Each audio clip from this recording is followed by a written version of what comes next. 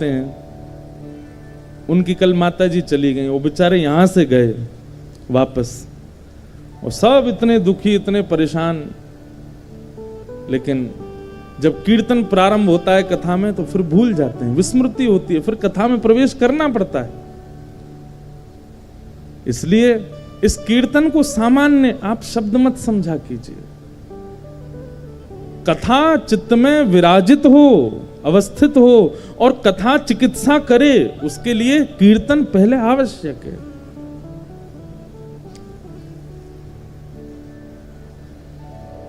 आपको पता है महाप्रभु जगन्नाथ जी को कीर्तन बहुत प्रिय है। उनको कथा कम प्रिय है, कीर्तन ज्यादा प्रिय है।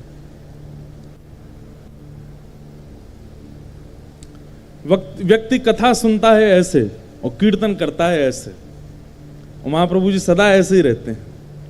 इससे यह भाव पुष्ट होता है कि उनको कीर्तन, वो सदा कीर्तन में ही रहते हैं। एक बार प्रसंग एक मैंने कहीं पढ़ा था कि कोई महापुरुष कथा सुना रहे थे जगन्नाथ जी को। उनकी कथा इतनी रस भरी थी कि लोग बागों की भीड़ लग गई सुनने वालों की। महाप्रभु जगन्नाथ जी भी सुन रहे थे। इतने में ही एक भक्त कीर्तन करता आया। कीर्तनिया जो होता है ना, जो बिल्कुल भाव में कीर्तन करता, वो फिर कुछ देखता थोड़ी है उसका पैर कहां पड़ रहा है, वो कहां गिर रहा है, वो तो चलते जाते हैं। और कथा चल रही थी, श्रोता बैठे थे, जगन्नाथ महाप्रभु सामने खड़े हैं, यहाँ वक्ता बैठ के कथा सुना रहे हैं, इधर सब श्रोता बैठ के सुन रहे थे। इतने वो कीर्तनिया आया जोर जोर से, हरे कृष्ण कृष्ण कृष्ण हरे हरे, हरे राम राम राम हरे हरे, और जोर जोर से कीर्तन करने लगा। कोई बड़ा गंभीर प्रसंग चल रहा था, तो श्रोताओं ने, दो चारों ने उठ करके उसको बाहर कर दिया।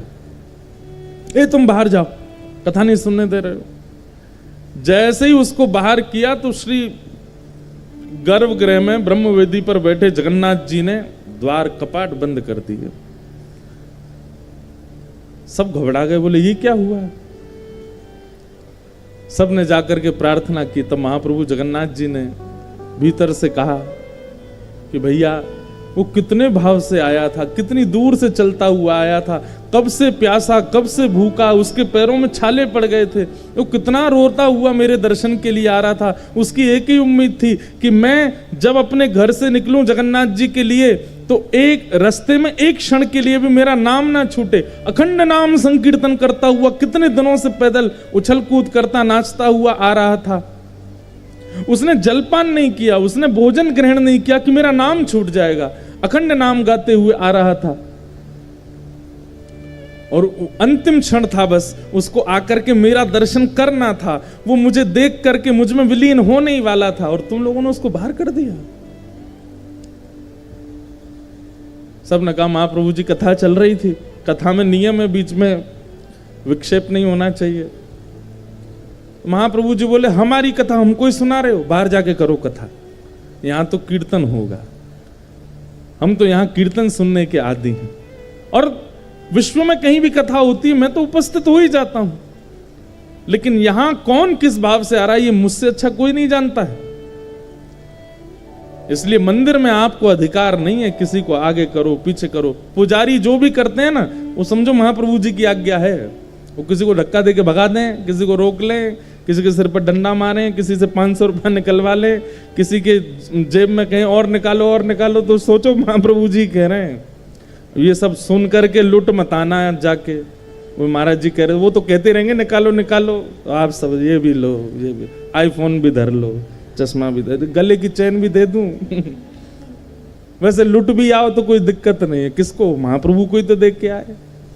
महाप्रभु जी को तो नहीं चाहिए, आपका कोई विषयी धन आपके पास पड़ा होगा, उसको निकलवा देते हैं ठाकुर जी। हमारे पूज्य नाना जी कहते थे, तीर्थ में धाम में लाला अगर कोई पीछे पड़ जाए और केल पैसा दो, तो यही समझना चाहिए ठाकुर जी हमारे ऐसे धन को निकलवा रहे हैं जिस धन से हमारा अनहित होना है, तो तुरंत दे दो।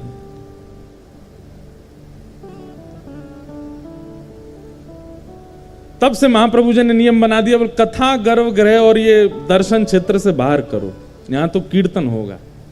हमें कीर्तन प्रिय है, कथा हम बाहर आके सुन लेंगे।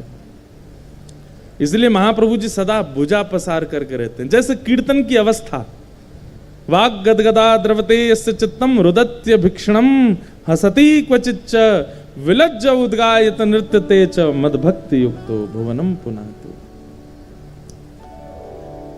आप लोग सोचेंगे कि महाप्रभु जी अपने कीर्तन में ही नाचते हैं, नहीं। अपने आप लोग हरे कृष्ण कृष्ण कृष्ण हरे हरे करते हो तो ठाकुर जी आपका नाम जपते हैं। जो ठाकुर जी का नाम संकीर्तन करता है ठाकुर जी उसका नाम संकीर्तन करते हैं। और हमारे पंढरपुर में तो गाते हैं ठाकुर जी ज्ञानेश्वर माउली। परसों भी मैं बता रहा था ना, ये कीर्तन स्वयं पंडरीनाथ भगवान गाते हैं। ज्ञानेश्वर माउली ज्ञानराज माउली तुकाराम, ज्ञानेश्वर तुकाराम, ज्ञानोपा तुकाराम, ज्ञानोबा तुकाराम, ये ठाकुर जी गाते हैं। सदा कीर्तन की स्थिति में रहते हैं ऐसे महाप्रभु जगन्नाथ जी। तो आगे से कभी कथा हो, प्रारंभिक कीर्तन हो, उसमें तो ऐसा, भले ही मन में कुछ भी हो, थके हो, हारे हो, बस उसमें तो नृत्य करो, गाओ।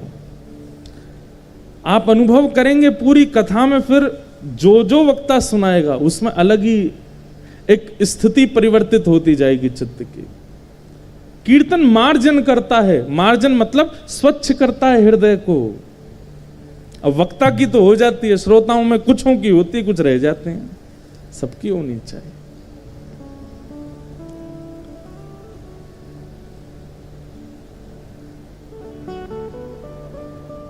ऐसे महाप्रभु जगन्नाथ जिनके भाव में डूब करके हम लोग कथा श्रवण लाभ कर रहे हैं, उन्हें बारंबार प्रणाम करते हैं। कल बंधुओं चतुर्थ दिवस है कथा का, कल तो यहां नंदोत्सव है और परसों बाल लीला और गोवर्धन उत्सव है। तो परसों एक विशेष उत्सव की रूपरेखा बनाई है, बाकी जगन्नाथ जी के मन में जैसा होगा। कथा के बाद ठाकुर जी का नौका विहार होगा और नौका में ही 56 भोग पाएंगे हमारे गिरधर लाल जी, उसी में ही 56 भोग पाएंगे। अब हमने तो योजना, हमसे पूछ रहे थे महाराज जी आप बताओ। मैंने कि अपने मन से करोगे तो सीधी सादी हो जाएगी, हमसे पूछोगे तो हम तो पहाड़ बता देंगे। नहीं आप बताइए। अब आप लोग करते तो केवल नौका विहार होती, हमने कि लो 56 भोग धराओ नौका में। अब नौका ही इतनी बड़ी होनी चाहिए कि 56 भोग आए, अब उसमें लाल जी बैठेंगे। तो परसों नौका विहार भी ठाकुर जी का होगा। दर्शन की योजना आदि जैसी होगी सब बनेगी, आप लोग सब दर्शन कीजिएगा। ठाकुर जी का अभी भी नौका विहार, चंदन यात्रा तो चली रही है जगन्नाथपुरी में। श्री मदन मोहन जी और ठाकुर जी के सब स्वरूप जाते हैं, नौका में विराजते हैं, खूब भाव से नौका विहार करते हैं। बहुत प्रिय है ठाकुर जी को नौका विहार, और ठाकुर जी से ज्यादा प्रिय सहचरियों को। हमने कई बार नौका विहार की लीलाएं सुनाई है कथा में। सहचरियों को, सखियों को बहुत प्रिय है ठाकुर जी की नौका विहार, क्योंकि नौका विहार में सबसे बड़ा सुख क्या है पता है? अब मान लीजिए कुंज में ठाकुर जी रास विहार कर रहे हैं, तो कुंज में तो ठाकुर जी कभी किसी पेड़ पर चढ़ जाते हैं, कभी किसी कुंज में घुस जाते हैं, कभी किसी गुफा में चले जाते हैं। ढूंढना पड़ता है सखियों को, गोपियों को, कहां चले गए श्याम सुंदर, हाँ नाथ, रमण प्रेष्ठ, क्वासी क्वासी महाभुज। ढूंढना पड़ता है, आप कहां चले गए नाथ। पर्वत पर लीला कर रहे हैं, वहां भी ठाकुर जी दुबक जाते हैं। दुबकना मतलब समझ रहे हैं, खो जाते हैं, छुप जाते हैं।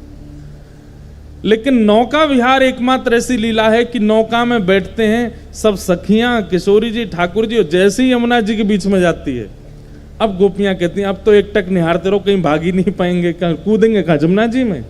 तो नौका बीच भंवर में ही घूमती रहती है और सखियों को बहुत सुख मिलता है। क्यों? क्योंकि नौका विहार एकमात्र ऐसी लीला है जिसमें श्याम सुंदर कहीं नहीं जा सकते, वो सन्मुख ही रहेंगे। इसलिए सखियों को नौका विहार बहुत प्रिय, साल भर प्रतीक्षा करती हैं कब गर्मी की ऋतु आवे, कब नौका विहार हो और कब हम श्याम सुंदर को अपलक नेत्रों से देखें। ऐसे ही जब नौका में ठाकुर जी बैठते हैं तब सखियां कहती हैं ऐसे ही देखत रहूं तो मैं जन्म सफल कर मानूं। स्वामी श्री हरदास जी का भाव।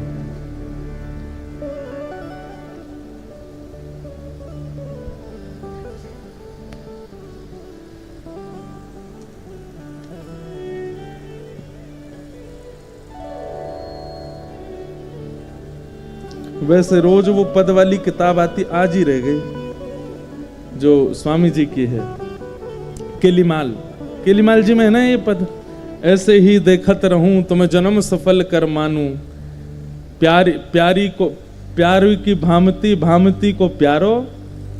हाँ, बहुत सुंदर भाव है स्वामी श्री हरदास जी का। परसों सुनाएंगे नौका विहार में। आइए आज के मंगल प्रसंग में प्रवेश करते हैं।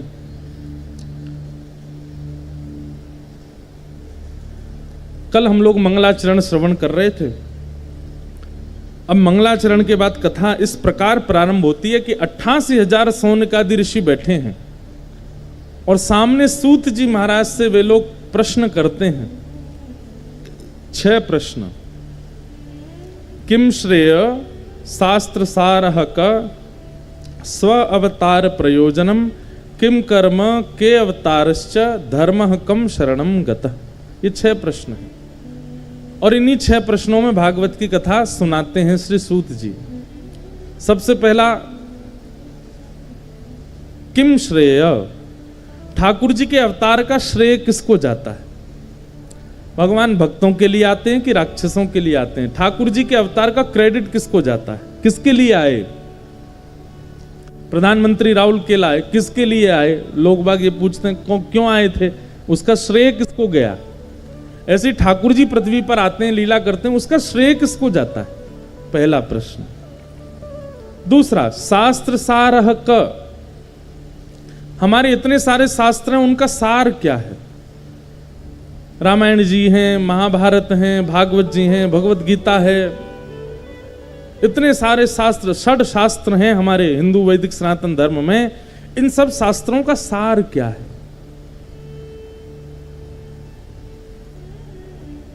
शास्त्र सारह क। और चौथा प्रश्न, स्व अवतार प्रयोजनम, भगवान के अवतारों का प्रयोजन क्या है? कभी वो राम बन के आते हैं, कभी कृष्ण बन के आते हैं, कभी परशुराम बन के आते हैं, मानव बन के आते हैं, इसमें तो संतुष्टि हो जाती, लेकिन वो कभी कभी कच्छप बन के आते हैं, कभी मत्स्य बन के आते हैं, कभी कूर्म बन के आते हैं। ठाकुर जी एक ही भाई, अगर वो काम राम रूप में नहीं हो सकता तो उसके लिए कच्छप रूप, ठाकुर जी को इतने रूप बदलने की जरूरत क्या? एक ही रूप में आया करें हर बार, बार बार बदल के क्यों आते? किम कर्म, भगवान का कर्म क्या है? क्या ठाकुर जी को भी कोई कर्म बंधन होता है? क्योंकि मैं आज मानव हूं, मैं अगले जन्म में कुछ और योनि में इसलिए जाऊंगा क्योंकि मेरे कर्म खराब थे, इसलिए मैं 84 लाख में भटकूंगा। पर ठाकुर जी वो राम बनते हैं, कृष्ण बनते हैं, फिर सुनते हैं कि वो मत्स्य भी बने, वो सुनते हैं नृसिंह भी बने। ठाकुर जी क्यों स्वरूप बदलते हैं? ठाकुर जी क्यों इन जीव जंतुओं के रूप में आते हैं? क्या उनको भी कर्म बंधन होता है?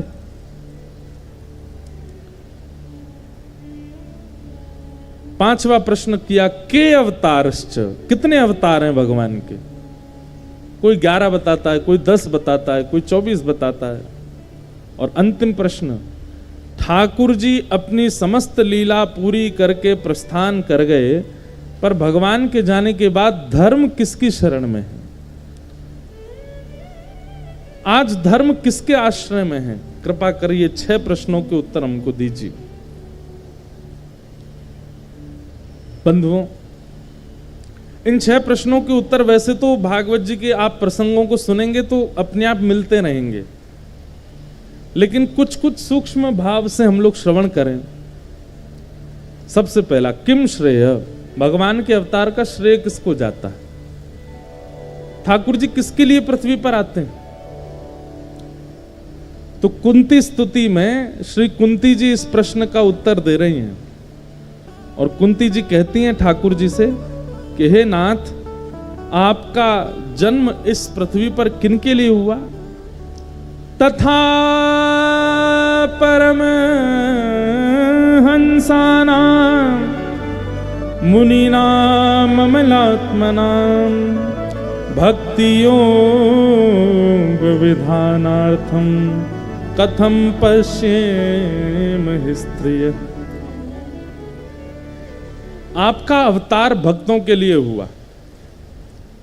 आपका अवतार राक्षसों को मारने, आप कंस को मारने के लिए कृष्ण नहीं बने हैं, रावण को मारने के लिए राम नहीं बने हैं, हिरण्यकश्यप को मारने के लिए नृसिंह नहीं बने हैं।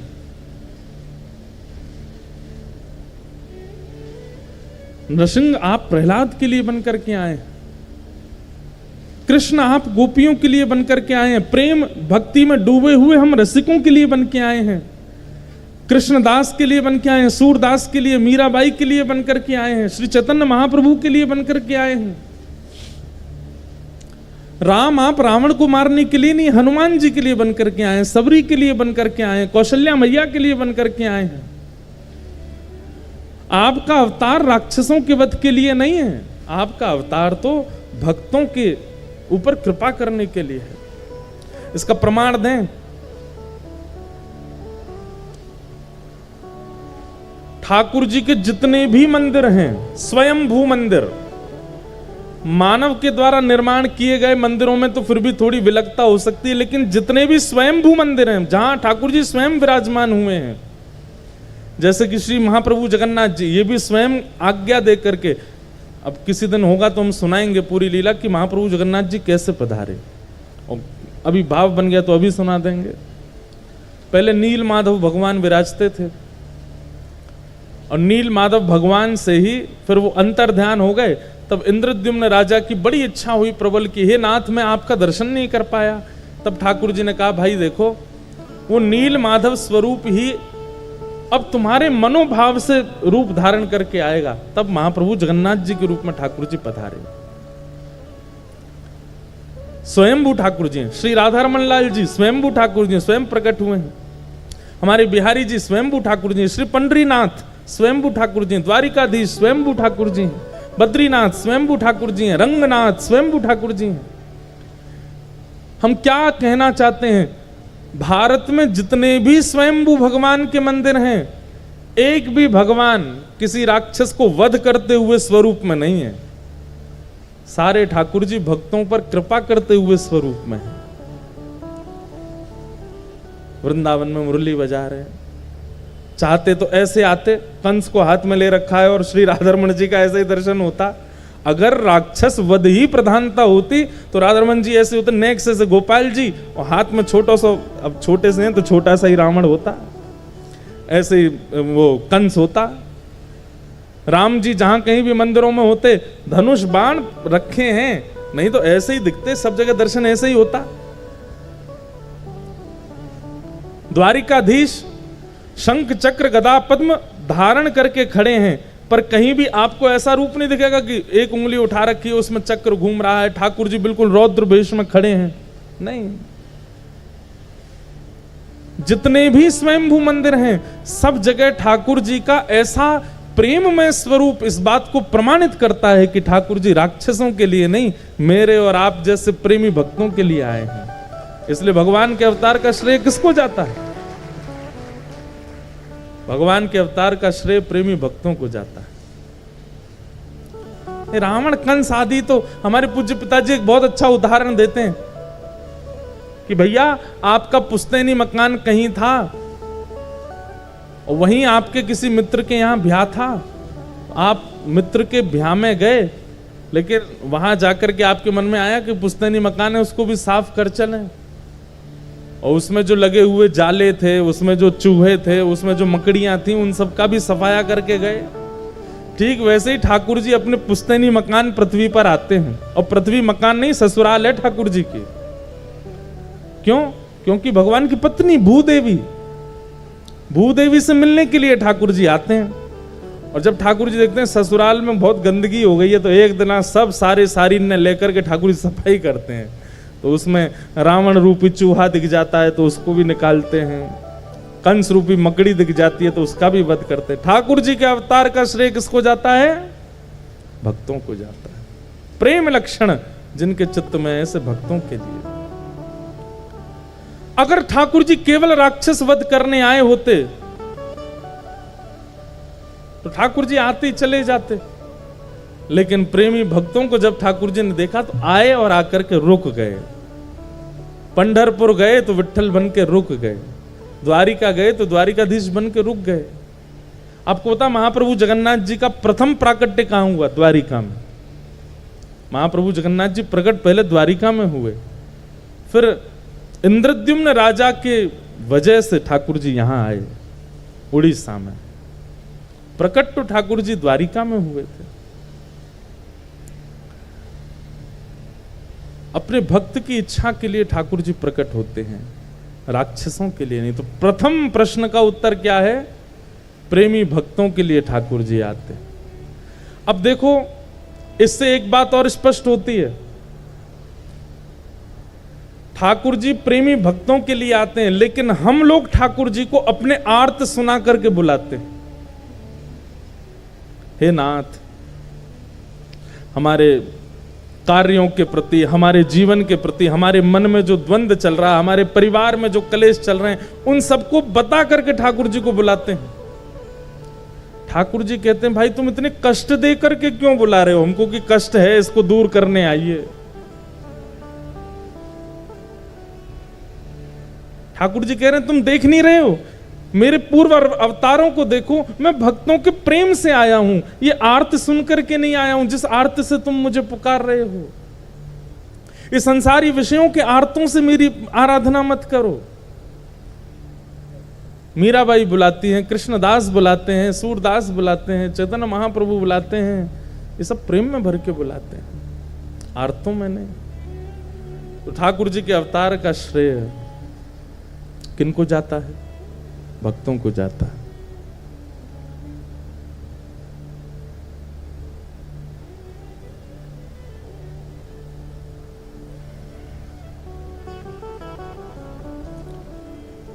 शास्त्र सारः का, हमारे इतने शास्त्रों का सार क्या है? नाम जप, जपात सिद्धिर जपात सिद्धिर जपात सिद्धिर न संशय। केवल नाम आश्रय, यही एकमात्र। क्योंकि श्रीमद् भागवत जी के पूरे 16,000 18,000 श्लोकों में अंतिम श्लोक जब आता है तब क्या कहते हैं? श्रीमद् भागवत जी का अंतिम श्लोक क्या कहता है? भले ही कितना भी ज्ञान भागवत जी में दिया हो, भक्ति भाव बताया हो, वैराग्य भाव बताया हो, सांख्य योग, सांख्य शास्त्र बताया हो, लेकिन श्रीमद् भागवत जी का जैसे ही विश्राम सत्र आता है, नाम संकीर्तनम यस्य सर्व पाप प्रणाशनो प्रणामो दुख समन स्तम नमामि हरिम परम। नाम संकीर्तन। श्रीमद् भागवत जी में ऐसे ऐसे छंद, ऐसे ऐसे भाव, ऐसी ऐसी स्तुतियां, ऐसे ऐसे क्लिष्ट विषयों को रखा गया, लेकिन सबका निचोड़ अंत में आकर के क्या कहा? नाम संकीर्तनम यस्य, केवल नाम जप, ठाकुर जी का नाम जप।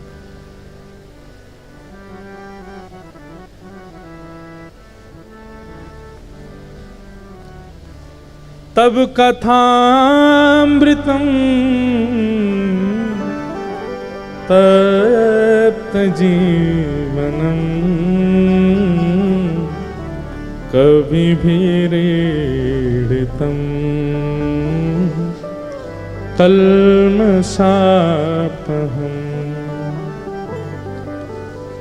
श्रवणमंगलम श्रीमदाततं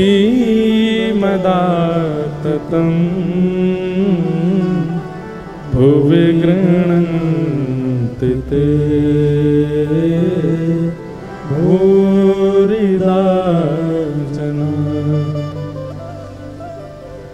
ठाकुर जी की कथा कीर्तन, समस्त शास्त्रों का एकमात्र सार यही है। आपकी अनुष्ठान में प्रवृत्ति होना ये शास्त्रों का सार नहीं है। आपकी तीर्थ यात्राओं में निष्ठा होना ये शास्त्रों का सार नहीं है। गंगा स्नान, यमुना स्नान, नर्मदा स्नान आदि आदि पवित्र पावन तीर्थों का स्नान ये शास्त्रों का सार नहीं है। शास्त्रों का सार केवल इतना है कि ठाकुर जी के कथा कीर्तन में आपकी रति हो जाना। रति हो जाना मतलब मन लग जाना। ऐसा मन लग जाना कि उसके आगे उसके अतिरिक्त कुछ और भाए ना।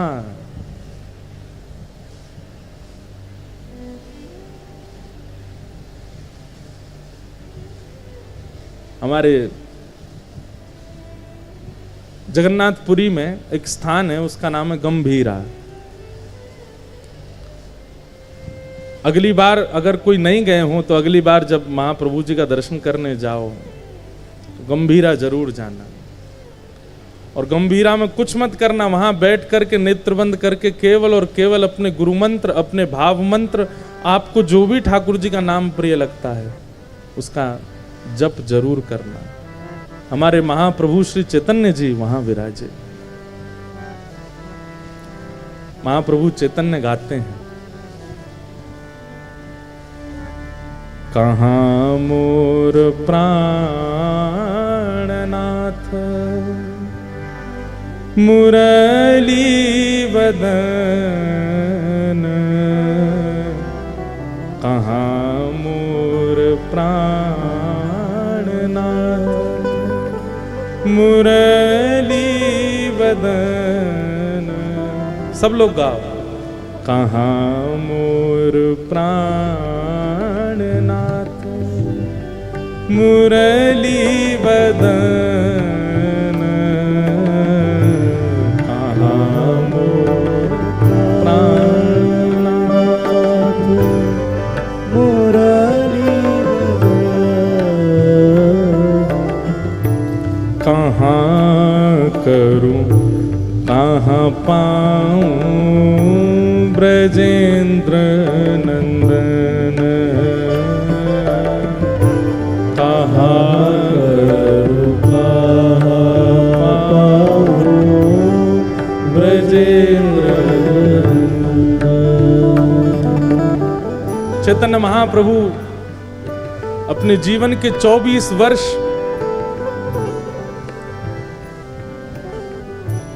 जगन्नाथपुरी में बिताते हैं और वहां उस स्थिति में रहते हैं। श्री चैतन्य महाप्रभु के लिए समुद्र समुद्र नहीं है, उनको वो यमुना जी के रूप में दिखाई देता है। चैतन्य महाप्रभु श्री मंदिर को द्वारिकापुरी मानते थे और गुंडीचा जहां ठाकुर जी का रथ जाता है उसको वृंदावन मानते थे। इतने भाव से श्री चैतन्य महाप्रभु विराजते थे। लेकिन आपको जानकर के आश्चर्य होगा कि महाप्रभु जी दर्शन के लिए इतना कम जाते थे जगन्नाथ प्रभु के, वो ज्यादातर विरह भाव में रहते थे और विरह भाव में आज प्रवेश होते थे और अगले 7 दिन 8 दिन 10 दिन 11 दिन 15 दिन एक एक महीना तक एक ही विरह भाव में रहे आते थे। अरे कोई रो रहा है तो उसके प्रेमाश्रु 1-2 दिन तक चल सकते हैं, लेकिन 12 साल तक अनवरत नेत्रों से आंसू गिरते हो, ऐसा भावावेश कहां देखा होगा। प्रकट हुआ जगन्नाथपुरी के गंभीरा में, जहां चैतन्य महाप्रभु बैठ करके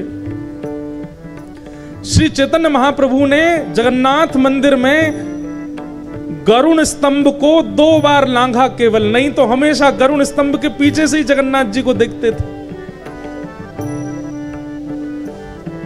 आप सब लोग जगन्नाथपुरी जाते हैं तो जहां से प्रवेश करते हैं मंदिर में दर्शन, वहां गरुण स्तंभ है, सब लोग उसको अपने हृदय से लगाते हैं। लोगों में होड़ होती है आगे जाकर, वहां से जगन्नाथ जी कितने दूर हैं, 1 2 3 4 5वीं दोहरी पार करके जगन्नाथ जी हैं, लेकिन श्री चैतन्य महाप्रभु गरुण स्तंभ के पीछे से ही दर्शन करते थे। केवल 2 बार महाप्रभु जी ने गरुण स्तंभ को पार किया, एक तो तब जब पहली बार आए थे और दूसरा तब जब अपनी लीला में प्रवेश कर गए महाप्रभु जी। बाकी गंभीरा में बैठे बैठे केवल यही गुनगुनाते थे, कहाँ जाऊं कहाँ पाऊं मदन मोहन, कहाँ जाऊं कहाँ पाऊं मदन मोहन, कहाँ जाऊं मदन मोहन कहाँ जाऊं मदन कहाँ मोर प्राणनाथ ब्रजेंद्र नंदन कहाँ मोर प्राणनाथ ब्रजेंद्र हाँ कहाँ रे कहीब केवा जाने मोर दुख कहाँ रे कहीब मोरा जाने मोर दुख हाँ कहाँ रे कहीब केवा जाने मोर दुख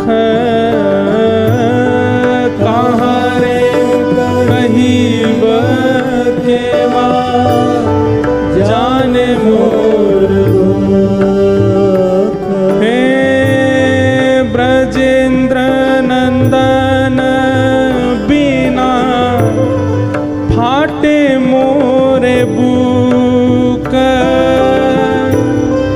ब्रजेंद्र नंदन बिना फाटे मोर हाँ ब्रजेंद्र नंदन बिना फाटे मोर बुक राजेंद्र कहाँ जाऊं किससे कहूं अपना विरह में किसको सुनाऊं श्याम सुंदर के बिना मेरा जी फट रहा है मेरा हृदय बाहर आने को हो रहा है बंधुओं ऐसा विरह जब चित्त में व्याप्त होता है तब ठाकुर जी मिलते हैं हम करते क्या हैं जगन्नाथ जी की प्राप्ति के लिए स्वयं श्री राधा कृष्ण मिलित स्वरूप हैं श्री चैतन्य महाप्रभु और ऐसा नहीं है कि उनको कोई ज्ञान नहीं है जो भावावेश में बैठे बैठे शिक्षाष्टक का पाठ कर देते हैं ऐसे महाप्रभु श्री चैतन्य साक्षात वेद वेदांत संस्कृत की श्रुतियां जिनके चारों तरफ भ्रमण करती हैं ऐसे श्री चैतन्य महाप्रभु भावावेश में गंभीरा में रहते हैं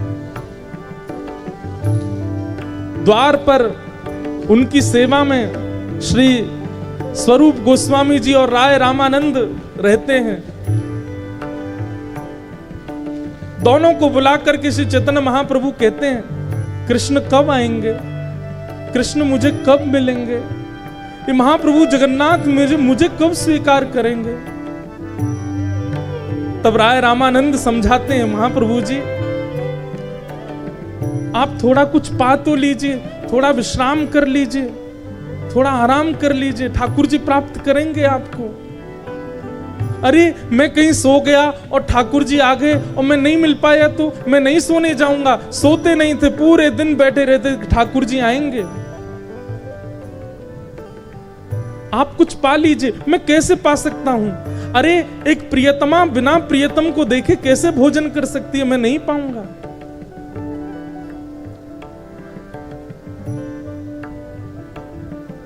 तब सब समझाते हैं बोले कि आप अगर भोजन नहीं करेंगे आप अगर प्रसाद नहीं पाएंगे तो महाप्रभु जगन्नाथ जी को बहुत पीड़ा होगी बहुत कष्ट होगा आप पा लीजिए राय रामानंद कहते महाप्रभु जी आप प्रसाद पाएंगे ना तो ठाकुर जी आए थे थोड़ी देर पहले मुझसे कह के गए थे कि अगर चैतन्य महाप्रभु प्रसाद पाएंगे तो मैं अर्धरात्रि में आऊंगा शब्द सुनते ही महाप्रभु जी व्याकुल हो जाते जल्दी महाप्रसाद लेके आओ प्रसाद लेकर के आओ पत्तल लगाओ भोग रखो मैं पाना चाहता हूं ठाकुर जी मिलने आएंगे मुझसे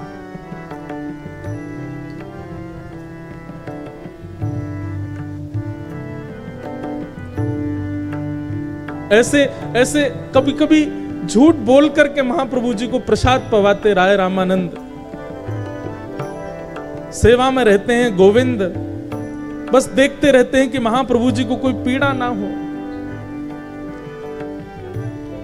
सोते सोते अचानक उठ जाते, अरे अर्धरात्रि हो गई, ठाकुर जी आए होंगे, मैं उठ नहीं पाया, मैं देख नहीं पाया, मैं मिल नहीं पाया। और इतने में तो कूद पड़ते, दौड़ पड़ते, श्री जगन्नाथ महाप्रभु के मंदिर की ओर चले जाते। पीछे पीछे सब शिष्य जन भागते, बोले महाप्रभु जी अभी मंदिर बंद है, अभी द्वार बंद है, आप कहां जा रहे हैं?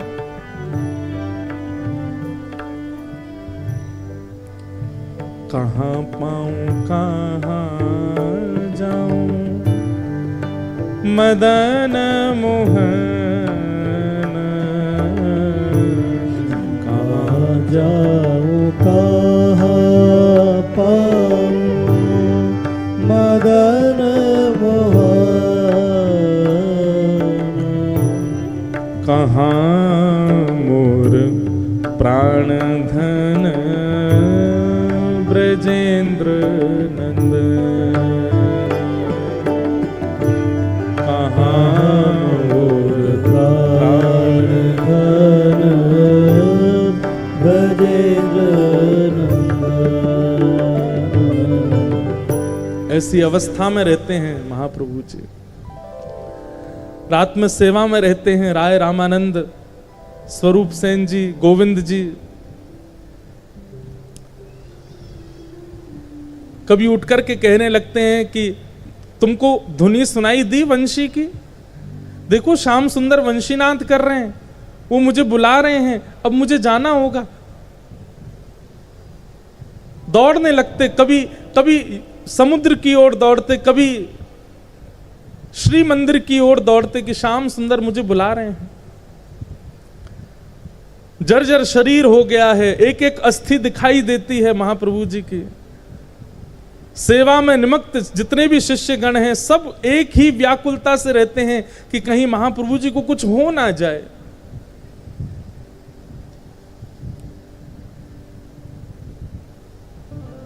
एक दिन अर्धरात्रि में सब बिल्कुल सावधानी से बैठे थे। अरे शिष्यगण सोते नहीं थे कि महाप्रभु जी को नींद आ जाए तो हम लोग कहीं सो गए तो कहीं उठ के चले ना जाए।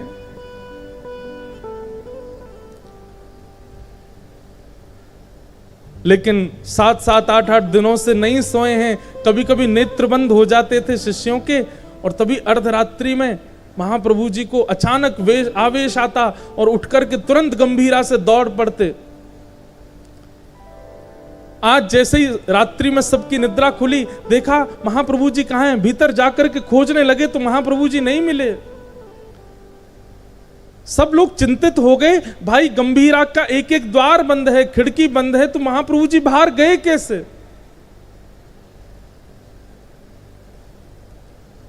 कोई किधर दौड़ा, कोई कहीं, पूरे जगन्नाथपुरी में दौड़ रहे हैं, कहां हैं चैतन्य महाप्रभु।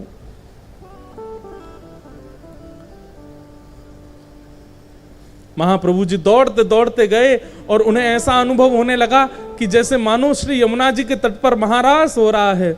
और यमुना जी वो समुद्र को मानते थे, समुद्र में जाकर के कूद गए। बहते बहते समुद्र में पहुंच गए, कोणार्क सूर्य मंदिर के पास। यहां सब शिष्यगण ढूंढते ढूंढते जब समुद्र के तट पर आए, दूर दूर तक महाप्रभु जी नहीं दिख रहे हैं, रो रहे हैं, विलाप कर रहे हैं, कहां चले गए आप। तभी एक मछुआरा आया और उस मछुआरे के एक एक रों से नाम प्रकट होता था, हरि बोल हरि बोल हरि बोल हरि बोल हरि बोल। सब लोग सुनकर के बोले, ये मछुआरा, मछली पकड़ने वाला, इसके मुख से भगवान नाम कैसे प्रकट हो सकता है। तभी सब शिष्यगण बोले, ये नाम इस अधम के मुख से प्रकट होने की सामर्थ्य तभी हो सकती है जब इसने महाप्रभु का स्पर्श किया होगा। इसको पता होगा कि महाप्रभु कहां हैं, पूछो। घेर करके पूछने लगे, अरे भाई तू क्या हरि बोल करता है, तेने किसी को देखा? बड़ी मुश्किल से होश में आया, बोला मैं तो मछुआरा हूं, मछली पकड़ने के लिए जाला डाल करके समुद्र में पड़ा था। जाला जब हिलने लगा तो मैंने खींचा, मछली तो नहीं आई, लेकिन तभी एक विशाल महापुरुष मेरे जाले में आ गए। और जब से मैंने उनका स्पर्श किया है तब से ये नाम मेरे मुख से अनवरत निकल रहा है।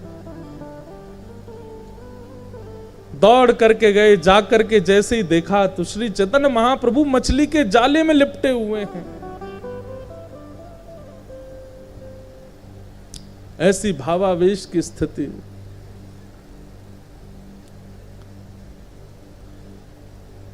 ऐसा वर्णन आता है महाप्रभु जी के चरित्र में कि पिछले कितने दिनों से महाप्रभु जी ने प्रसाद नहीं पाया है।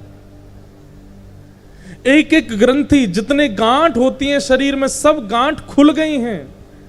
यहां से हाथ लटक गया है, यहां से सब पंजे लटक गए हैं, पैरों के जो जोड़ हैं वे सब खुल गए हैं। मानो शरीर जितना था उससे कुछ गुना बड़ा लग रहा है। ये स्थिति देख करके सब घबरा गए। सबने महाप्रभु जी को बाहर निकाला। नमक के पानी से घाव और ज्यादा भर गए थे। चारों तरफ बैठ करके सब कीर्तन करने लगे, हरे कृष्ण कृष्ण कृष्ण हरे हरे, हरे राम राम राम हरे हरे।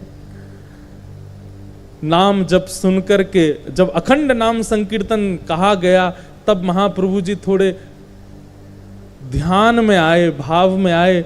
तब सभी शिष्यगण उनको गोद में लेकर के पुनः गंभीरा पहुंच गए।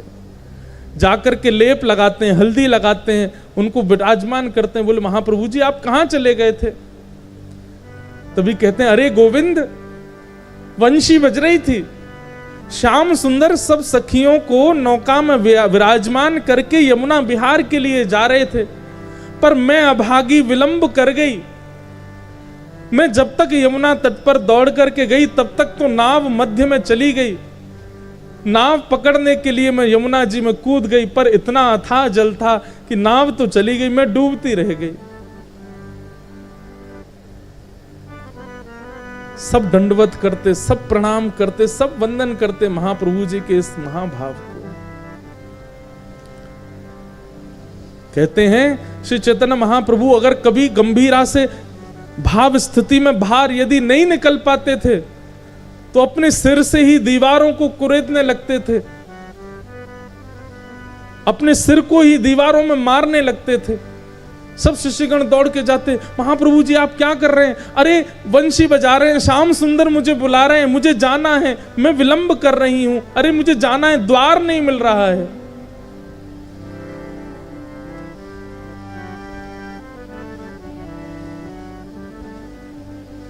कहाँ मोर प्राणनाथ मदन मोहन, कहाँ जाऊं कहाँ पाऊं ब्रजेंद्र। इसी भाव में रहते। अर्धरात्रि का पूरे दिन केवल अर्धरात्रि का चिंतन करते थे, क्योंकि रात में ही ठाकुर जी रास विहार करते हैं। अर्धरात्रि का समय एक दिन हुआ, सब सचेत बैठे थे कि महाप्रभु जी कहीं चले ना जाएं। भले ही शरीर में कितने भी घाव हो, भले ही शरीर में कितनी भी पीड़ा हो जाती हो, लेकिन अर्धरात्रि में महाप्रभु जी को ऐसी वेणु का नाद सुनाई देता था, दौड़ पड़ते थे, जाने कहां से ऊर्जा आती थी उनमें।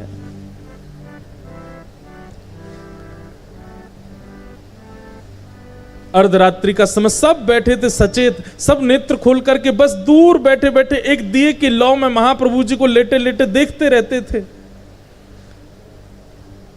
श्री चैतन्य महाप्रभु की निज सेवा में रहते थे गोविंद, जो कि बिल्कुल मां की तरह वात्सल्य भाव से श्री चैतन्य महाप्रभु की सेवा करते थे।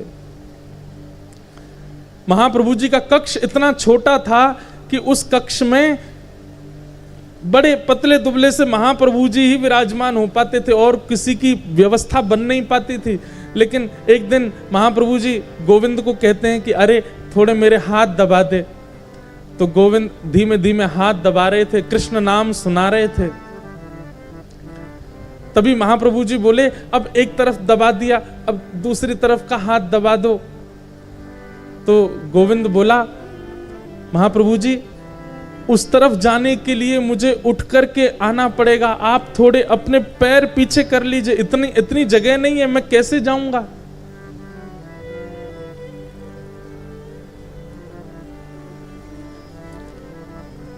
आप थोड़ा सा उठ के बैठ जाइए। तो महाप्रभु जी बोले, अरे तू जानता नहीं, उठ के बैठने में मुझे हाथ खड़े करने पड़ेंगे, बैठना पड़े, इतनी देर मेरा नाम छूट जाएगा, इतनी देर मेरा स्मरण छूट जाएगा। तो तेरे को दबाना हो तो दबा, नहीं तो मेरे स्मरण में विक्षेप मत डाल।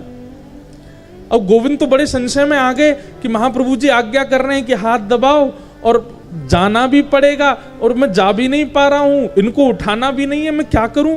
गुरु आज्ञा की अवहेलना नहीं कर सकता और हठ पूर्वक इनके चरण आदि हटाऊंगा तो इनका ध्यान टूट जाएगा।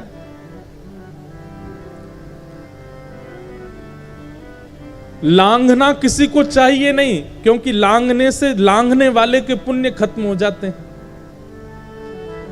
और वो भी लांघने में कोई सामान्य व्यक्ति हो तो कुछ पुण्य घटते हों, लेकिन चैतन्य महाप्रभु जैसे महाभाव में रहने वाले महापुरुष, उनको यदि लांघ लिया जाएगा तो पुण्य तो शून्य हो जाएगा। लेकिन गोविंद बोले कि गुरु आज्ञा पहले है, तभी एक नवीन वस्त्र लाए, महाप्रभु जी को उड़ा दिया ताकि उनके अंग का मुझे दर्शन ना हो।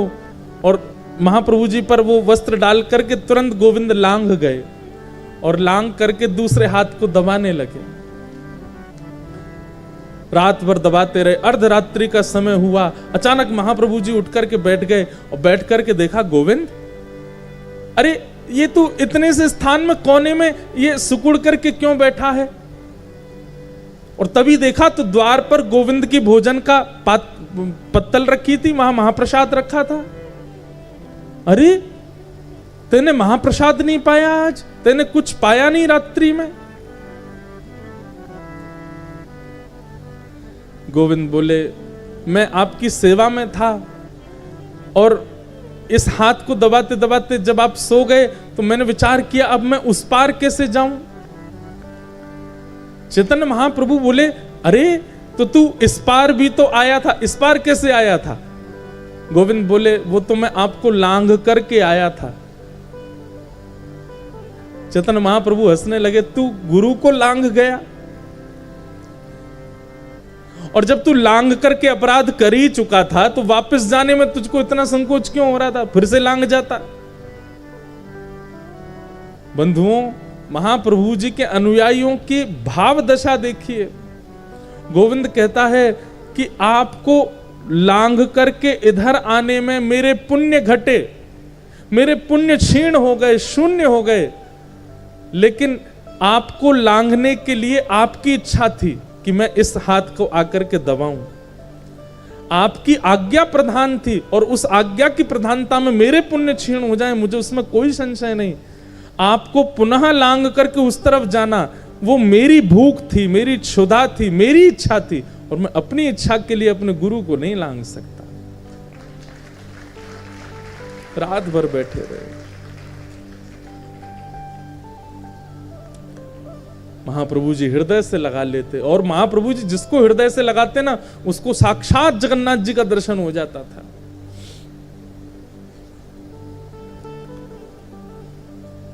अर्धरात्रि होते ही शिष्यों की स्थिति बिगड़ जाती थी कि अब महाप्रभु जी को कैसे भी रोकना है। और जब जब वो लोग सतर्क रहते थे, एक क्षण के लिए पलक झपकती थी और उतने में तो महाप्रभु जी प्रस्थान कर जाते थे, क्योंकि ठाकुर जी रास में बुलाते थे उनको।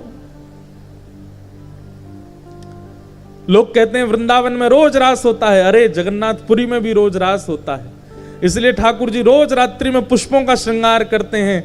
हमें लगता है शयन के लिए जा रहे हैं, नहीं नहीं, कपाट बंद करके ठाकुर जी रास के लिए प्रस्थान कर रहे हैं।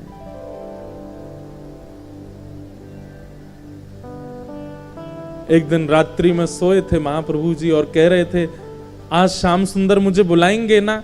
सब शिष्यगण कहते हैं, हाँ आप प्रेम से सो जाएंगे तो बुला। अच्छा मैं सो जाऊंगा तो फिर ठाकुर जी बुलाएंगे मुझे कि हम उठा देंगे ना आपको। सो जाते। शिष्यगण देखते देखते देखते जैसे ही पलक झपकते अपनी, इतने में ही देखा कि महाप्रभु जी तो प्रस्थान कर गए। इतनी द्रुत गति से दौड़ रहे हैं, तभी सबके नेत्र खुले, सब उठकर के पीछे पीछे दौड़ने लगे। कोई किसी गली में गया, कोई किसी मोहल्ले में गया, कोई गुंडीचा की तरफ गया, कोई समुद्र की तरफ गया। महाप्रभु जी कहां चले गए? तभी एक दृष्टि पड़ी कि बड़ी द्रुत गति में, भावावेश में, कहां मोर प्राण धन, कहां मोर प्राणनाथ, कहां मोर जीवन धन, ऐसा कहते हुए महाप्रभु जी दौड़ रहे हैं। और तभी सिंह द्वार से जगन्नाथ मंदिर में प्रवेश कर गए। शिष्यों ने एक दूसरे को आवाज लगाई, महाप्रभु जी श्री जगन्नाथ मंदिर में, सब आओ। दौड़ करके जाकर के देखा, महाप्रभु जी दौड़ते हुए ऊपर प्रवेश कर रहे हैं। रोज का नियम था कि एक परिक्रमा लगा करके तब दर्शन करने जाते थे, पर आज परिक्रमा नहीं लगाई महाप्रभु जी ने, सीधे मंदिर में प्रवेश कर लिया। और मंदिर में प्रवेश करके महाप्रभु जी का आज भी स्थान है, गरुण स्तंभ के पीछे से ही वो दर्शन करते थे। लेकिन आज गरुण स्तंभ को भी पार कर गए। प्रथम दोहरी पार की, द्वितीय दोहरी पार की, तृतीय दोहरी पार की, और एक छलांग मार करके प्रवेश कर गए गर्भगृह में। गर्भगृह में प्रवेश होते ही महाप्रभु जी के जगन्नाथ जी ने कपाट बंद कर दिए। एक सेवक, केवल एक सेवक वहां भीतर ही बैठा था। अगर वो नहीं होता तो शायद पूरे विश्व को कभी पता नहीं चलता कि श्री चैतन्य महाप्रभु जगन्नाथ जी में विलीन हो गए। तभी देखते हैं कि महाप्रभु जी गर्भगृह में गए, और जैसे ही गर्भगृह में गए कपाट बंद हो गए, सब शिष्य बाहर ही खड़े रह गए। और महाप्रभु जैसे ही गर्भगृह में पहुंचे, एक अर्चक ने देखा, श्री जगन्नाथ महाप्रभु ने दोनों भुजा पसार करके महाप्रभु जी को हृदय से लगाया, और तुरंत महाप्रभु जी श्री जगन्नाथ जी में विलीन हो गए। कहां मोर प्राणनाथ। जब कपाट खुले, जगन्नाथ जी के नेत्रों से अश्रु प्रवाह हो रहा है। महाप्रभु जी को स्वयं में विलीन करके श्री जगन्नाथ जी रुदन कर रहे हैं। इतने दिन का विरह सहकर के आज परम भागवत श्री चैतन्य महाप्रभु, मानो श्री जगन्नाथ जी तो हमेशा भुजा पसारे बैठे रहते हैं कि कोई आवे इस हृदय से लग जाए। और आज जब चैतन्य महाप्रभु लग गए हैं तो जगन्नाथ जी के नेत्र अश्रु पूरित हैं। और जैसे ही इस दशा को देखा, बाहर खड़े हुए सब भक्त जन रुदन करने लगे। सब ढूंढ रहे हैं, पूछ रहे हैं कहां गए महाप्रभु जी, अभी तो गर्भगृह में प्रविष्ट हुए। तभी रोते हुए एक पुजारी बाहर आए और उन्होंने आकर के सबको समाचार दिया, मेरे सन्मुख, मेरे नेत्रों के सामने महाप्रभु जी जगन्नाथ जी में विलीन हो गए।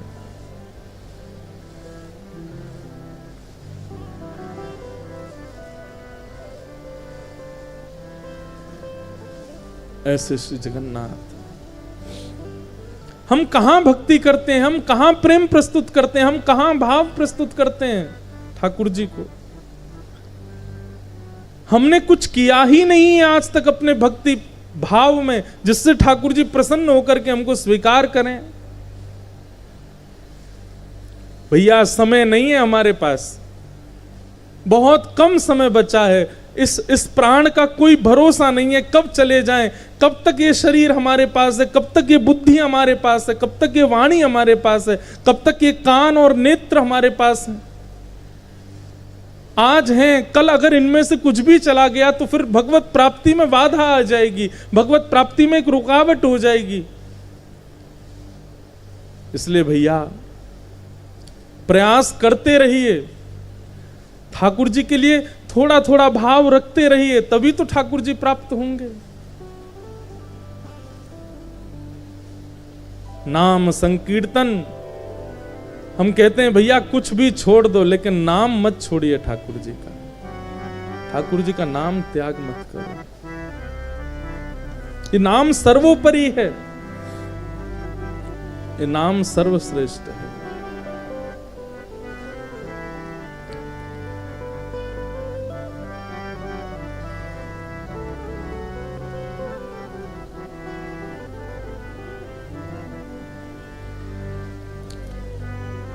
चैतन्य महाप्रभु विलीन हो गए ठाकुर जी में। एक कीर्तन तो सबको पता है, महामंत्र गौड़िया वैष्णव संप्रदाय में गाया ही जाता है, परंतु एक कीर्तन महाप्रभु जी को अति प्रिय था।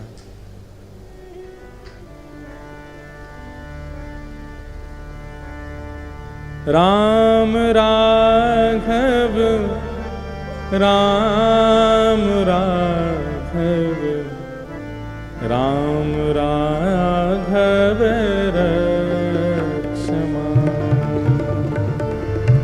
राम राघव राम राघव राम राघव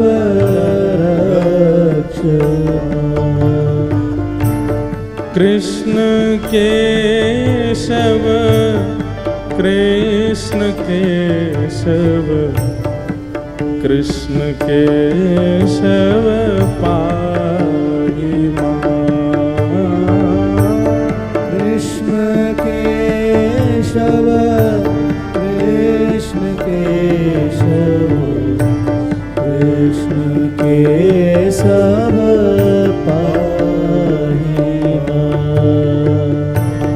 राम राघव राम राघव राम राघव रक्षमा,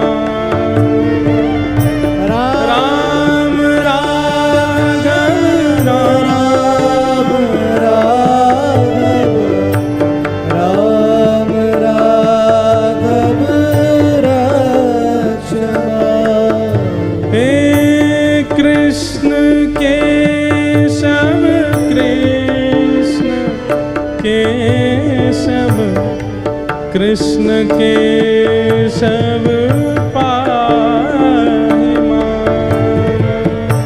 कृष्ण केशव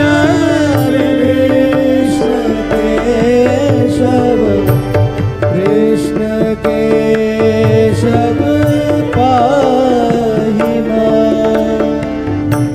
राम राघव राम राघव राम राघव रक्षमा, राम राघव राम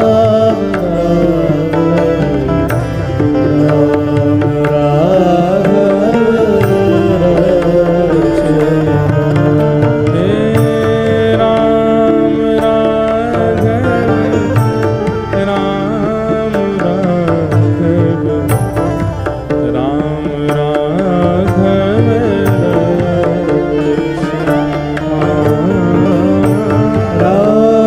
राम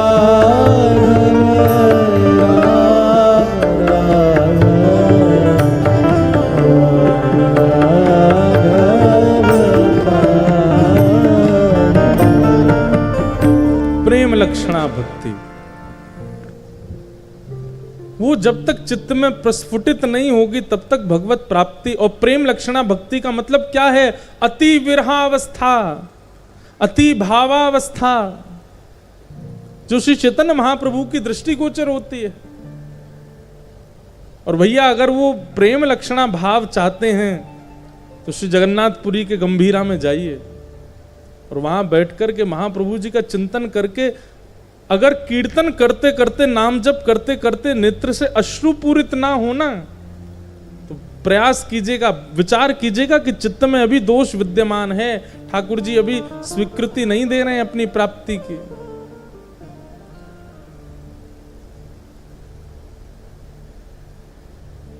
जिसने भी पाया है ना श्री कृष्ण को, दो अवस्थाएं विशेष दिखी हैं उनकी। एक तो गायन की अवस्था, जिसने भी कृष्ण को पाया वो गाता ही रहता है, वो शांत नहीं रहता, उसके मुख से कुछ ना कुछ प्रकट होता ही रहेगा। कीर्तन प्रकट हो, भाव प्रकट हो, पद प्रकट हो, भजन प्रकट हो। और दूसरा, नेत्रों से अश्रुपात। ये दो स्थिति समाप्त नहीं होती हैं। ये दो स्थिति जिसकी समाप्त ना हो रही हो, कृष्ण मिलेंगे उससे।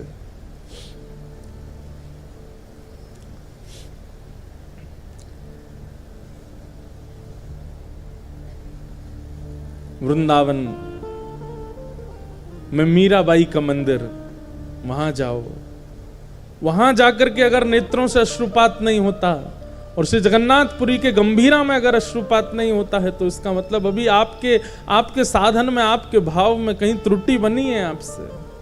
क्योंकि विरह के अथाह स्थान है ये दोनों। और वृंदावन में तो एक एक कोना, केवल मीराबाई का मंदिर, वृंदावन तो संपूर्ण विरह से युक्त है। मैं कहता हूं कथा में कि बद्रीनाथ वैराग्य दे सकता है, जगन्नाथपुरी महाप्रसाद दे सकता है, द्वारिका सुख दे सकता है, वृंदावन तो विरह देता है।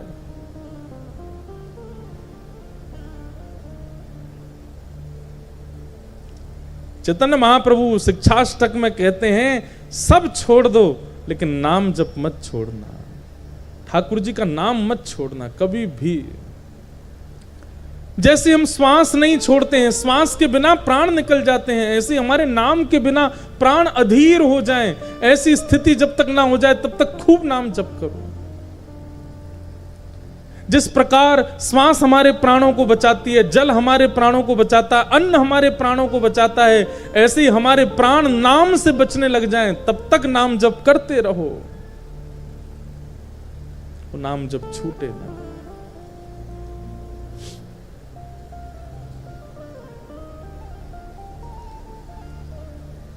ऐसा भाव।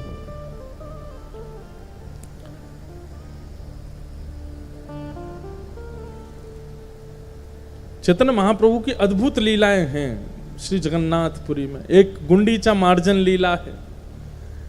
अपने सब भक्तों के साथ रथ यात्रा में ऐसा नृत्य करते हैं श्री चैतन्य महाप्रभु। क्यों? क्योंकि आज श्याम सुंदर द्वारिका से वृंदावन आ रहे हैं। श्री जगन्नाथपुरी का श्री मंदिर द्वारिका है, गुंडीचा वृंदावन है, ऐसा चैतन्य महाप्रभु का भाव था। और जब श्री ठाकुर जी रथ यात्रा में विराजमान होते रथ में, और जैसे ही नंदी घोष रथ चलना प्रारंभ होता, यहां नीचे लाखों वैष्णवों के बीच महाप्रभु चैतन्य नृत्य करते थे। और नंदी घोष रथ के ऊपर स्वयं श्री जगन्नाथ जी नृत्य करते थे चैतन्य महाप्रभु को देख करके। ऐसा अद्भुत दृश्य होता था।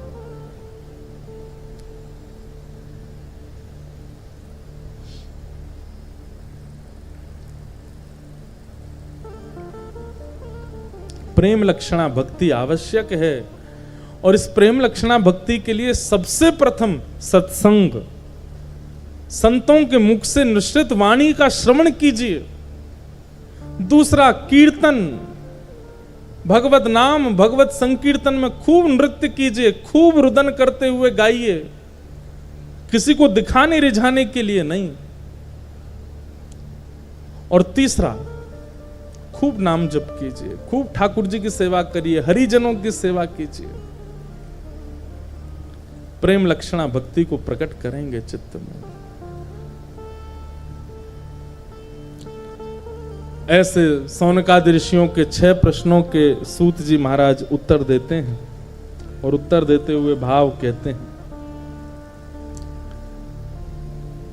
कि सवै पुंसां परो धर्मो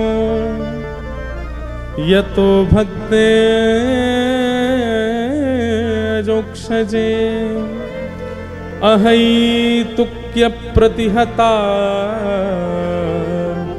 हे आत्मा संप्रसीदति। सभी प्राणी मात्र का एक परम धर्म है क्या? अदोक्षज श्री जगन्नाथ भगवान से अहेतु की प्रेम लक्षणा भक्ति करना। हम सबके धर्म समझाए जाते हैं, परंतु यहां परम धर्म की चर्चा हो रही है। यदि व्यक्ति ने अपने जीवन में कभी ठाकुर जी से प्रेम नहीं किया, श्रीमद् भागवत के वेणु गीत में गोपियां कहती हैं, अक्षणवताम फलमिदम न परम विदाम। गोपियां कहती हैं क्या? अरे आंख वालों, यदि तुमने इन आंखों से नदी देखी, पर्वत देखे, पुष्प देखे, वन देखे, जीव देखे, हंस देखे, तो भी तुमने कुछ नहीं देखा अगर इन नेत्रों से कभी श्याम सुंदर को नहीं देखा। बंधुओं, यदि आज हमारे नेत्र थोड़े ना खुलें तो आप लोग चिंतित मत होना, आप लोग श्रवण करना। महाप्रभु जी के नेत्र खुले हैं। एक बात सुनिएगा, किसी व्यक्ति के पास कोई सामग्री है, इससे यह बात प्रमाणित है कि उस सामग्री के प्रयोग से, उस सामग्री से मिलने वाले उस अर्थ को वो कमा सकता है, उसका उपभोग कर सकता है। मान लीजिए किसी के पास में इंग्लैंड का वीजा है, तो वो कभी भी इंग्लैंड जा सकता है। किसी के पास में किसी अन्य देश का वीजा है, तो इसका मतलब क्या है कि उसके पास में अथॉरिटी है, वो कभी भी उस देश में प्रवेश कर सकता है। किसी के पास धन संपदा है तो गाड़ी खरीद सकता है। किसी के पास में भोजन है तो वो अपनी क्षुधा को निवृत्त कर सकता है। किसी के पास वस्त्र हैं तो नए नए पहन करके डोल सकता है।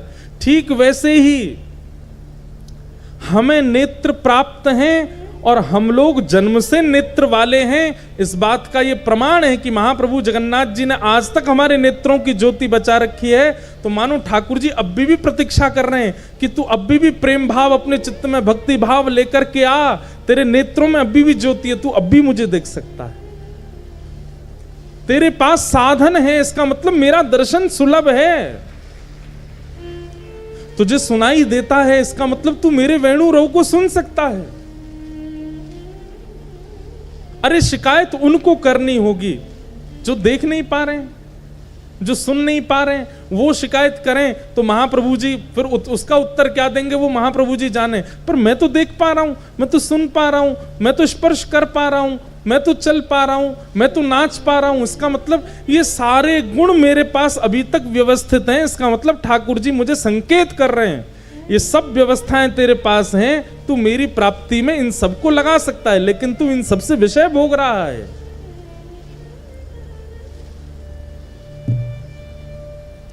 किसी व्यक्ति के पास वीजा है और वो उस देश में ना जावे, ये इसका दुर्भाग्य है। ठीक वैसे ही नेत्र हैं, पर इन नेत्रों से आपने सब देखा लेकिन श्याम सुंदर को नहीं देखा। तो गोपियां कहती हैं अक्षणवताम फलमिदम न परम विदाम। अरे नेत्र वालों, यदि तुमने बरहा पीड़म नटवर वपुः, सुंदर मोर मुकुट पहन करके, मकराकृत कुंडल पहन करके, बाकी चाल से चलते हुए श्याम सुंदर को यदि तुमने अपने नेत्रों से जीवित अवस्था में नहीं देखा तो तुमने नेत्र पाकर के व्यर्थ कर दिया।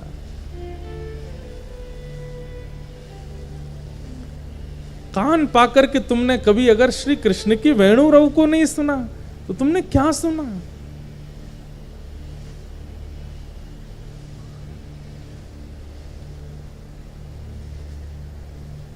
अब कथा तो सब लोग सुनते हैं, अगर कोई नेत्रहीन व्यक्ति ये सोचे कि महाराज जी तो नेत्र वालों को ही प्रमाणित कर रहे हैं कि भाई उन्हीं को ही जगन्नाथ जी दिखेंगे, मतलब हमको तो दिख नहीं सकते, फिर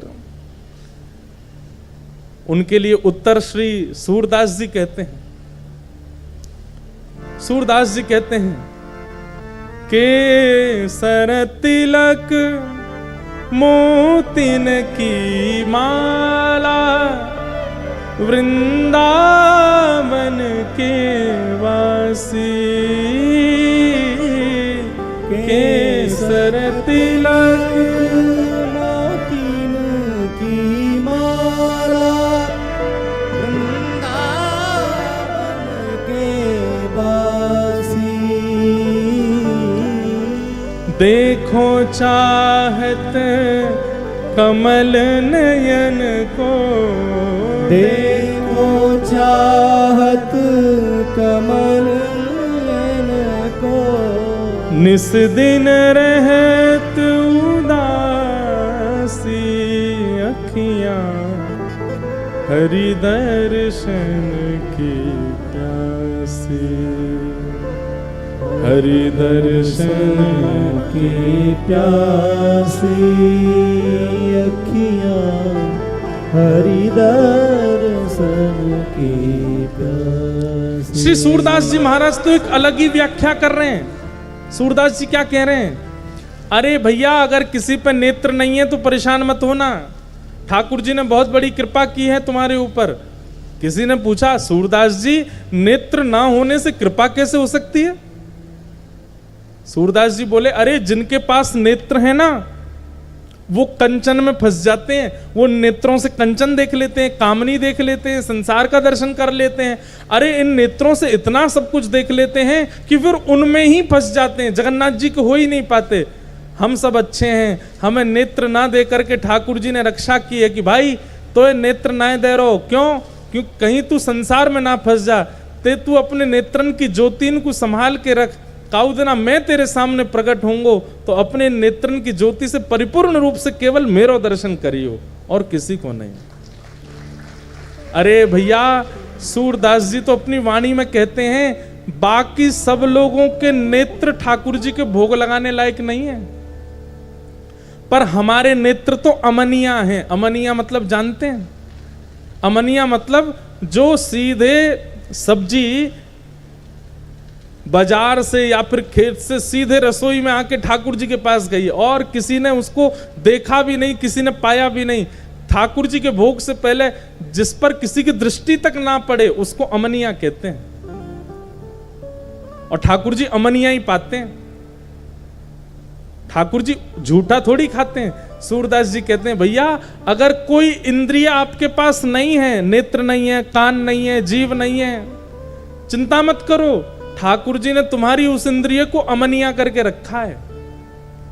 जिस दिन ठाकुर जी सन्मुख आएंगे उस दिन वह इंद्रिय प्रकट हो जाएगी और ठाकुर जी उसका आस्वादन कर लेंगे। लेकिन गोपियां कहती हैं, अरे नेत्र वालों, तुमने नेत्र पाकर के भी अपने नेत्रों का सार्थक नहीं बनाया। इन नेत्रों को क्यों? इन नेत्रों से श्याम सुंदर को नहीं देखा, इन नेत्रों से तुमने उन मुरली मनोहर को नहीं देखा।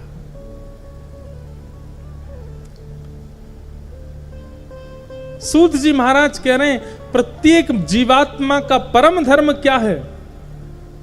भगवान की अहेतुकी भक्ति। अहेतुकी भक्ति किसको कहते हैं? अहेतुकी भक्ति का मतलब न विच्छिन्न होने वाली भक्ति, न कटने वाली भक्ति, न समाप्त होने वाली भक्ति, जो एक बार हो जाती है तो फिर अंत में मिलन करा के ही छोड़ती है। ऐसी भक्ति, कभी बीच में छोड़ दिया, फिर दोबारा लग गए, फिर कहीं चले गए, फिर लग गए, ऐसी भक्ति कभी भगवत प्राप्ति नहीं करा सकती। एक बार ठाकुर जी से लग गए तो फिर उसके बाद चाहे जीवन में कितने भी बड़े पहाड़ गिरे हों, लेकिन आपकी भक्ति वो छूटे ना, वो लगी रहे ठाकुर जी से। उसको कहते हैं अहेतुकी भक्ति।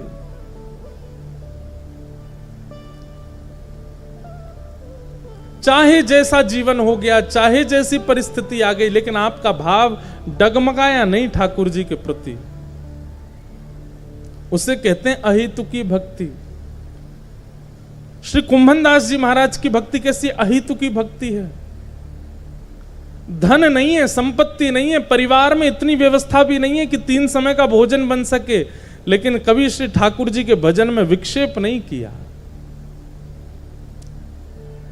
अहेतुकी भक्ति। सूरदास जी के नेत्र नहीं है, लेकिन कभी किसी पद में शिकायत नहीं करते हैं कि आपने मुझे नेत्र नहीं दिए, मैं कैसे देखूं।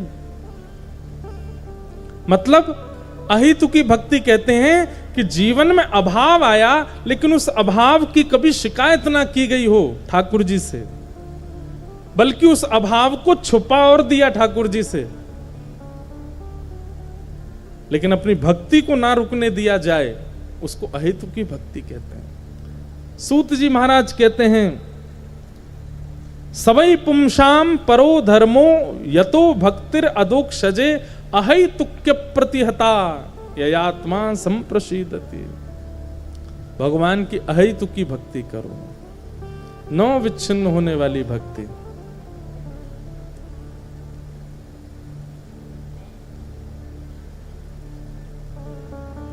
आपको पता है श्री जगन्नाथ जी में नवकलेवर होता है। जब 2 आषाढ़ एक साथ आते हैं तब ठाकुर जी का विग्रह परिवर्तन होता है। हमारे वृंदावन में जगन्नाथ जी का एक मंदिर है और वहां जो जगन्नाथ जी विराजमान हैं वो यहीं पुरी के ही ठाकुर जी गए हुए हैं वृंदावन। ऐसा नियम है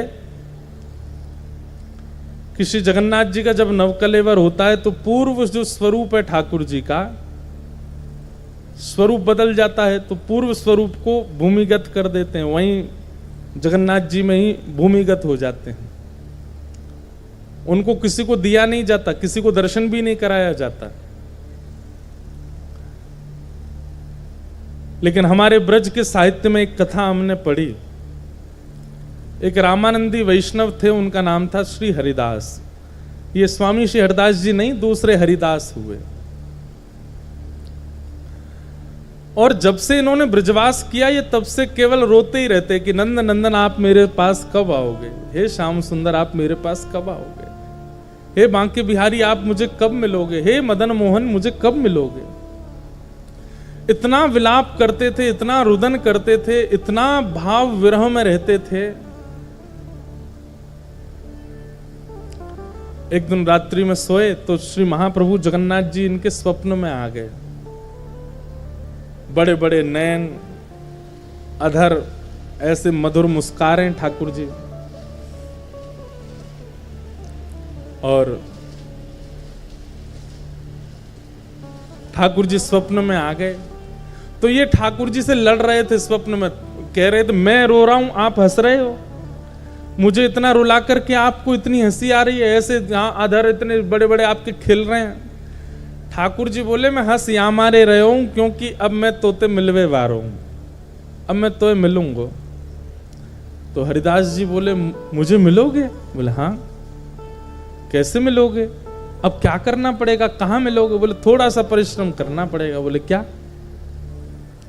तो हरिदास जी बोले, ठाकुर जी बोले अभी जगन्नाथपुरी में नवकलेवर होगा और नवकलेवर में हमारा पूर्व स्वरूप जो है उसको तो भूमिगत कर देते, फिर नया स्वरूप विराजमान होता है और उन्हीं के भीतर जीवित शालिग्राम जी पधरा दिए जाते हैं, फिर उन्हीं की सेवा चलती है अगले 2 आषाढ़ नहीं मिले तब तक।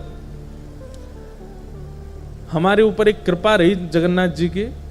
जब हमारा जन्म हुआ था 1996 में, तब नवकलेवर हुआ था। और फिर हमारा दूसरा जन्म हुआ जब हम पहली बार व्यासपीठ पर बैठे 2015 में, तब भी नवकलेवर हुआ था। दोनों बार नवकलेवर हुआ ठाकुर जी का। ठाकुर जी के 2 कलेवरों का दर्शन तो हमने किया है। अब कई लोग कहते हैं आप ब्याह कब करोगे? मैंने कहा अगले कलेवर पे। अगला कलेवर जाने कब होएगा, तब तक तो हम ही बूढ़े हो जाएंगे। ये तो मजाक में बोलते हैं, ऐसा जरूरी नहीं है। तो ठाकुर जी का नव कलेवर हो रहा था। ठाकुर जी ने हरिदास जी से कहा कि हमारा स्वरूप है उसको लेकर के तुम आ जाओ। कहाँ ले आऊं? बोले जगन्नाथपुरी में हमारे पूर्व स्वरूप को जैसे ही भूमिगत करेंगे आप जाइएगा और जाकर के उस स्वरूप को वृंदावन लेके आओ, मुझे वृंदावन में रहना है तुम्हारे पास। अब इसी रूप में मैं तुमको मिल सकता हूं अगर तुम परिश्रम करके हमको ले आओ।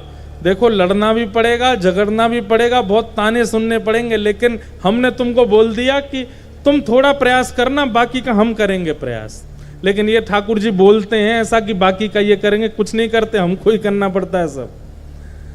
तो हरिदास जी इनकी बातों में आ गए, चले गए जगन्नाथपुरी। 6 महीना में तो पहुंचे और उसी समय नवकलेवर का समय आ गया। हरिदास जी पहुंचे तो जैसे दर्शन करने गए तब इतनी भीड़ नहीं होती थी। पुजारियों ने कहा कहां से पधारे? बोले हम वृंदावन से आए हैं। अच्छा, महाप्रभु जी का दर्शन कर लो, अभी 2-4 दिन अंतिम दर्शन का कुछ भाव है और फिर उसके बाद तो फिर सब क्रिया शुरू होंगी, ठाकुर जी का नवकलेवर होगा। बोले हाँ कर लिया दर्शन, अब तो हम इनको ले जाएंगे ना साथ में। भीतर ही मंदिर में ही बोल दिया उन्होंने। तो सब पुजारी पंडा जो थे सब बोले क्या बोलते हो? बोले हाँ यहाँ तो नवकलेवर होगा, ठाकुर जी का दूसरा स्वरूप विराजे, पूर्व स्वरूप तो हम लेके जाएंगे अपने साथ वृंदावन। पंडा पुजारियों ने कहा इनको बाहर करो, ये हमारे ठाकुर जी को लेके जाएगा, हमारी इतने समय की प्रथा को तोड़ेगा। लोगों ने बाहर कर दिया। बोले भैया कोई पागल आ गया है, बोल रहा है हम पूर्व स्वरूप ले जाएंगे ठाकुर जी का। कई लोगों ने हंसी उड़ाई, कई लोगों ने उनको बाहर कर दिया, लेकिन वो माने नहीं। उनको पता था ठाकुर जी ने कहा है थोड़ा सहना पड़ेगा, लेकिन सह लेना। फिर बेचारे कैसे कैसे करके भीतर गए और भीतर जाकर के महाप्रभु जी के सामने ही कहने लगे, हे महाप्रभु जी, आपने मुझे स्वप्न में आके कहा था कि मेरे साथ जाओगे, देखो ये लोग मानते नहीं है मेरी बात, आप चलो मेरे साथ, सब व्यवस्था हो जाएगी, आप चलो, वृंदावन में रहेंगे, वहीं प्रेम से पाएंगे। सब लोगों ने शिकायत कर दी और उनको फिर मंदिर में प्रवेश निषेध करा दिया, ये भीतर ही नहीं आएंगे। 2-4 दिन तक बेचारों को जब किसी ने प्रवेश नहीं करने दिया तो आप समुद्र के तट पर अनशन पर बैठ गए। बोले, हे महाप्रभु जी, यदि अब आप मेरे साथ, आपने कहा था थोड़ा सा प्रयास करना, बाकी का मैं करूंगा, मैंने तो कर लिया, आप तो करो थोड़ा प्रयास। बोले, यहां पूरा साम्राज्य आपका, ये सब लोग मुझे टिकने नहीं दे रहे, आने नहीं दे रहे, कहीं बैठने नहीं दे रहे, अब मैं कैसे लेके जाऊं आपको। बाहर कर दिया। बाहर बैठे बैठे रुदन कर रहे थे श्री हरिदास जी समुद्र के तट पर। तभी ठाकुर जी से जब कहा कि नाथ, या तो आप कुछ करो, नहीं तो समुद्र में कूद करके प्राण त्याग दूंगा। तब जगन्नाथ जी ने एक साथ स्वप्न दिया, अपने अर्चकों को, वहां के राजा को और सबको कहा कि भैया, आज तक तुम्हारा नियम जो रहा वो चलेगा आगे भी, परंतु इस बार एक नियम के विपरीत क्रिया होगी। क्या? हमारा जो ये पूर्व स्वरूप है, ये हरिदास नाम के एक भक्त आए हैं वृंदावन से, इनके साथ वृंदावन जाएगा और वहीं विराजेंगे हम। ठाकुर जी ने आज्ञा दे दी कि हम तो वृंदावन विराजेंगे। और पहली बार जगन्नाथपुरी में ऐसा हुआ कि श्री ठाकुर जी नवकलेवर के बाद जगन्नाथपुरी में बड़ा विचित्र माहौल हो जाता है, लोग रोते हैं, लोग बड़े बेचैन हो जाते हैं। हमारे ठाकुर जी अब दूसरा स्वरूप विराजेगा, उसकी प्रसन्नता तो होती, पर पूर्व स्वरूप जिसकी 30-30 साल तक सेवा हुई, आषाढ़ 2 कभी 30 साल में भी आता है, उनका जीवन भर हमने दर्शन किया, अब अचानक से दूसरा स्वरूप विराजमान होगा। कई लोगों को बड़ा विरह होता है, बड़ी वेदना होती है, बहुत रुदन करते हैं लोग। रात भर जगन्नाथपुरी में लाइट नहीं रहती, अपने अपने घरों में दिए जला करके लोग विष्णु सहस्त्रनाम का पाठ करते हैं, महाप्रभु जी की याद में बहुत रुदन करते हैं। एक अलग ही प्रथा है जगन्नाथपुरी की। लेकिन एक बार ऐसा हुआ था जगन्नाथपुरी में कि नवकलेवर में कोई रोया नहीं, सब नाचे, और श्री महाप्रभु जी रथ में विराजमान होकर के वृंदावन गए, और आज भी वृंदावन में विराजमान। वृंदावन में जो स्वरूप है ठाकुर जी का, बड़ा पतला सा स्वरूप है, ऐसा लगता है ठाकुर जी पतले दुबले से लगते हैं, पर बड़ा प्राचीन हरिदास जी के द्वारा विराजमान किया गया स्वरूप है। अब कई लोग उसमें ऐसा भाव करते हैं कि ठाकुर जी वो वाले नहीं गए जो मंदिर में विराजते हैं। जगन्नाथपुरी में कई घरों में भी जगन्नाथ जी विराजते हैं ना, तो किसी के घर के ठाकुर जी को भगवान ने आज्ञा दे दी, उनके घर से ले जाओ हमको, हम वहां से वृंदावन। अब लोग कहते हैं ऐसा, पर हम क्यों कहें कि किसी घर से आए, हम तो कहेंगे मंदिर से ही आए ठाकुर जी, मंदिर से आके वृंदावन में विराजमान हो गए। ऐसे महाप्रभु जगन्नाथ। अहेतुकी भक्ति, न विच्छिन्न होने वाली भक्ति, ये चित्त में प्रकट हो जाए, यही परम धर्म है प्रत्येक मानव का, प्रत्येक प्राणी का।